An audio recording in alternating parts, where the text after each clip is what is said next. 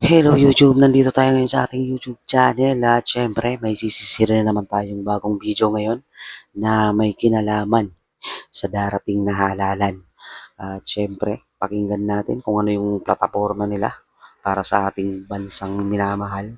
So huwag na natin itong patagalin. Talunan na natin to. Let's go! Sinubukan ko lang po talagang tumakbo bilang pagka-senator po kasi gusto ko pong maipagtanggol po yung sarili ko. Gusto niya lang naman ipagtanggol yung sarili niya. Kaya naisipan niya tumakbo. Okay lang naman yun. Wala namang problema doon. Siyempre. Diba? Malay nyo, baka pagkatapos niyang protektahan yung sarili niya, protektahan niya naman yung ating bansa. Diba? Yun lang naman yun. Sa ngayon po ako wala po akong resources para po may panggastos po sa ano ko. Pero ang alam ko ako po yung ginagawa resources ng mga mga batas ng mga ginagawa ng mga senators po. Opo ma'am, kung halimbawa po na manalo po kayo in public office, ano po yung mga aside pa doon sa gusto niyo pong maprotektahan ng inyo pong sarili?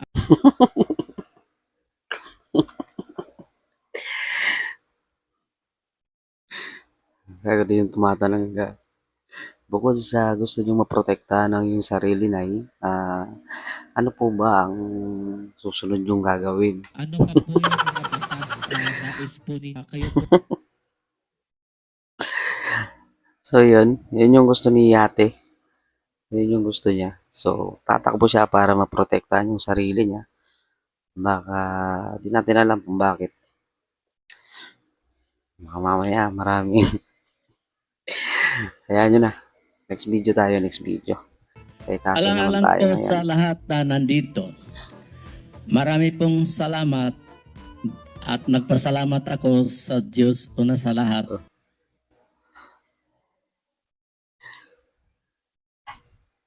Dahil nakarating ako dito, hindi ko naman sukat akalain. Ika nga, ladies and gentlemen, Ika nga, ladies and gentlemen, ako nga po pala si Tatay at gusto kong tumakbo bilang ano ang tatakbuhan mo tayo? the most important why I come into this So ayun, napasama na siya sa mga sa mga senador ba to? Mga senador ata yun. Malaking shoutout sa gumawa ng memes na to. Idol kita par. thing because I found what is in the Philippine Constitution, page 65, page 65, and so forth. What is there I found? Our sovereignty rights.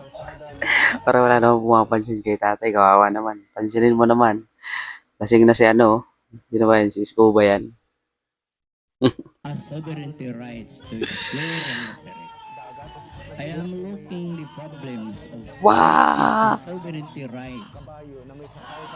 Our sovereignty rights of ownership of the Philippine archipelago. So let us solve this problem. And I think it's only one man in earth can solve this problem. And nobody else, I am not. Pero Inglesero si tatay Ayos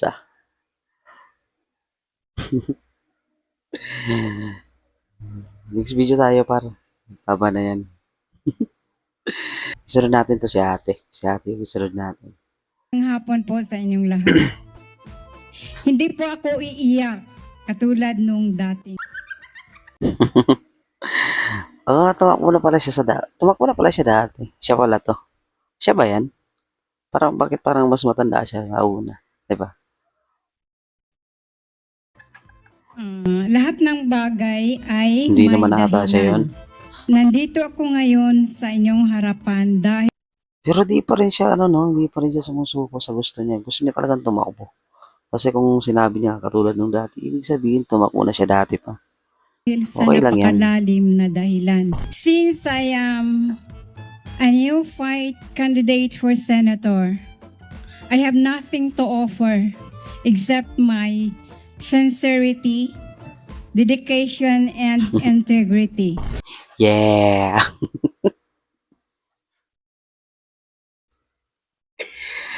Lumabas si Malupitan, no? What I am doing now is just like a punch to the moon, suntok sa buwan. But I believe in destiny.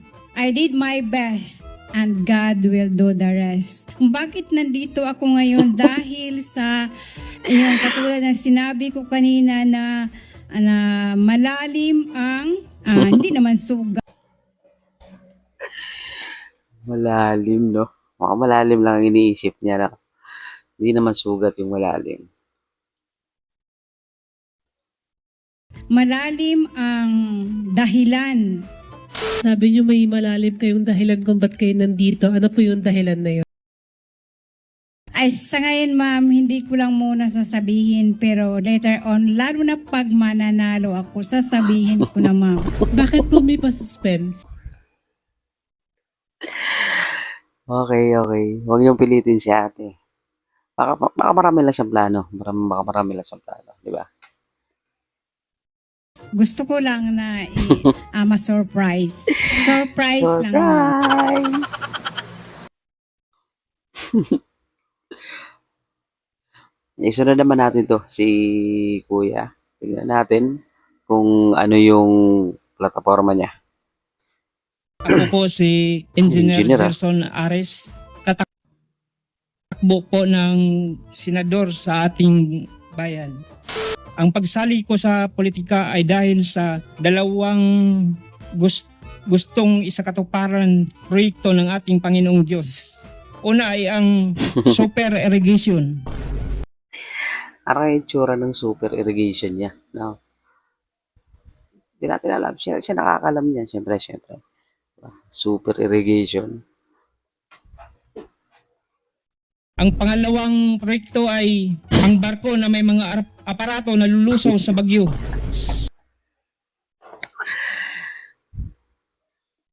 Aparato na lulusaw sa bagyo.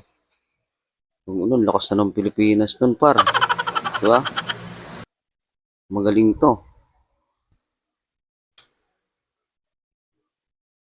Sa dagat pa lang kung saan nag-uumpisa Lulusawin ang na. bagyo, doon ay pahinain hanggang sa malusaw. Posible ba? Posible ba yun? Posible naman siguro yun, no? Baka kaya naman, hindi ko alam. Pero parang ang ganda ng ganong, no? Ang ganda ng ganong plataforma niya. Ang ganda ng plataforma niya, no? Ito ay may counter blade pan upang pukontrahin ang spin o ikot ng bagyo. Meron din itong nakasaboy na asin o sa himpapawid o cloud seeding upang mabuo ang ulap, at pag nabuo ng ulap ay itirahin ito ng laser. Laser. Ulap, tsaka laser. Kakaiba to si engineer, ah.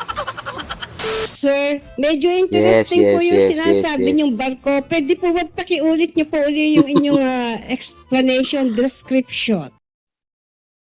Meron itong cloud seeding, parang cloud seeding po kasi bubuuhin natin ng Okay. mga ulap doon. At saka yung ikot kasi ng bagyo, kukontrahin natin yung spin po doon pa kanan. Kailangan ang pan-blade natin pakaliwa. Yung para mabuo yung ulap, titirahin natin ng asin sa kalawakan. Kaya mo gawin? Kaya mo?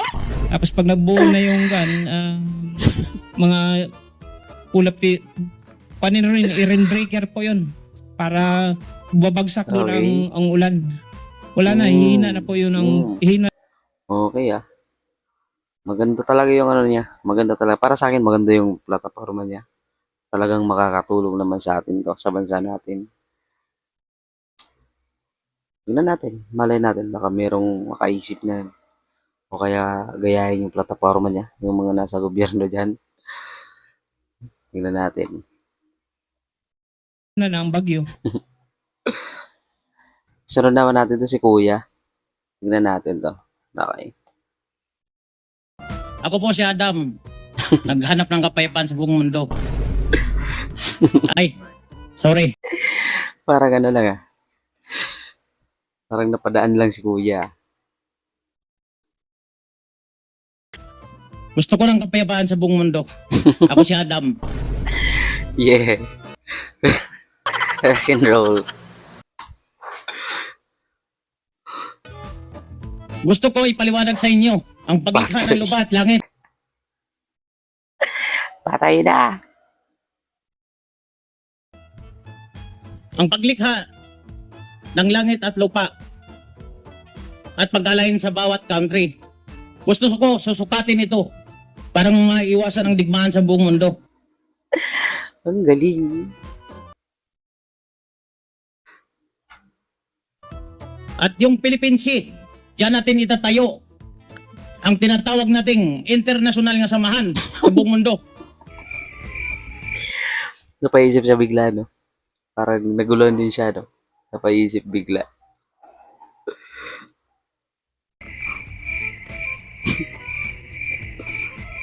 Gusto ko mabago ng lahat. Gagi. Napaisip bigla.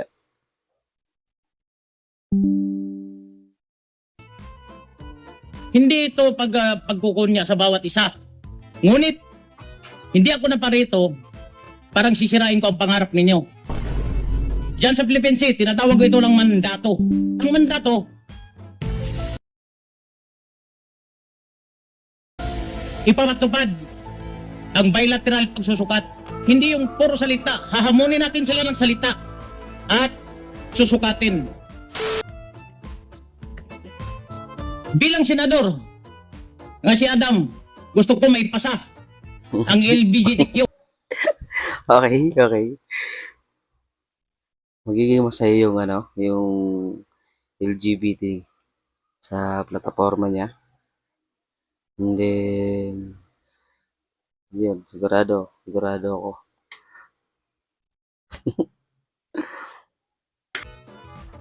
Bakit?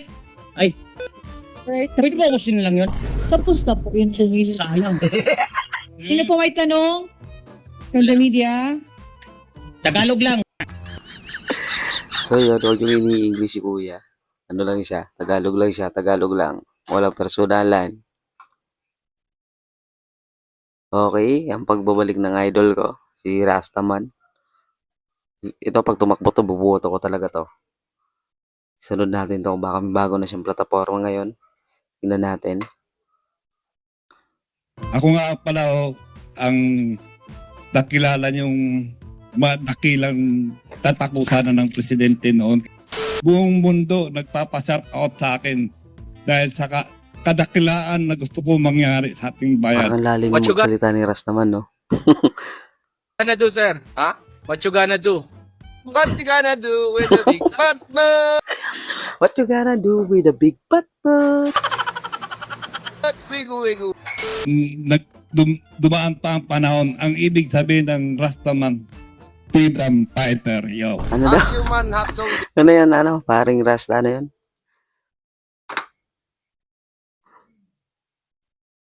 Ang Rastaman, freedom fighter, yo. Hot human hot zombie. Dalawa Freedom fighter, yo.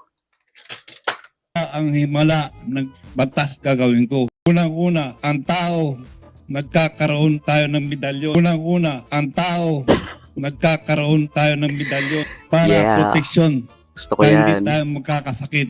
Para tayo, hindi tayo maabuli ng ibang bansa. Kailangan, may medalyon tayo. Ano kayang klaseng medalyon, no? Anong klaseng Ang medalyon pinapatukulan yan niyo po pa? yung sa Gusto China ko po yan. ba to? Yung sa mga ginagawa nila sa West Philippine Oo, Sea. yun. Ano po yung naiisip niyo dapat nating gawin? Ang gusto ko, yung medalyon natin, kung sino yung a few good men, magkasangga tayo. Yung US, ang kumbaga, universal protector of the world. Kailangan sila ang kasangga natin. Tapos na. Kumbaga, universal Yun na yun. protector of the world.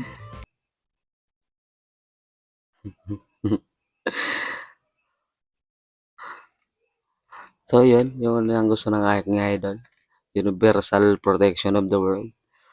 So yun lang.